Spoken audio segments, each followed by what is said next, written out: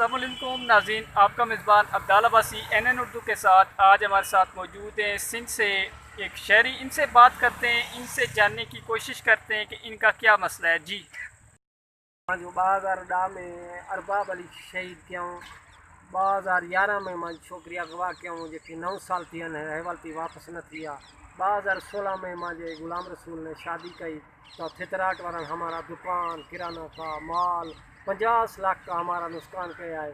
ہمارا سندھ میں ہمارے کو رہن نہ دیتا ہے۔ اصل سندھ چھڑے 2018 سے ادھر سے بیٹھے کرس کلاس سے کوئی سنوائی نہیں۔ عمران خان کو ہمارا عرض ہے تو ہمارا مسئلہ حل کرے، چیف جسٹس کے ماں جو عرض ہے تو ماں جو مسئلہ حل کرے۔ اساں ڈاڈا تنگ آیوں، اتنے میہ وسدو ہوا لاندی طوفان ہوندا اساں ایک جھوپڑی میں بیٹھا آیوں۔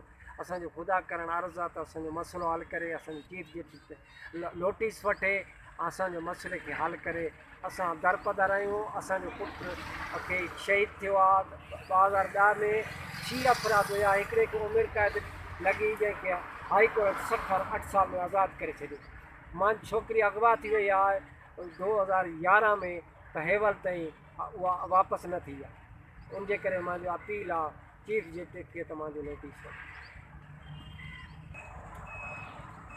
جی ناظرین، 18 مارچ 2018 سے اسلام آباد پریس کلب پر غلام رسول بھٹو اپنی فیملی کے ساتھ سراپا احتجاج ہے۔ انصاف نہیں مل رہا، میں غلام رسول بھٹو، میرا بھائی 2010 میں قتل کیا گیا، جس میں میرے بھائی کے ایک ہی قاتل کو عمر قید کی سزا ہوئی۔ ہائی کورٹ سکر نے 8 سال میں آزاد کر دیا۔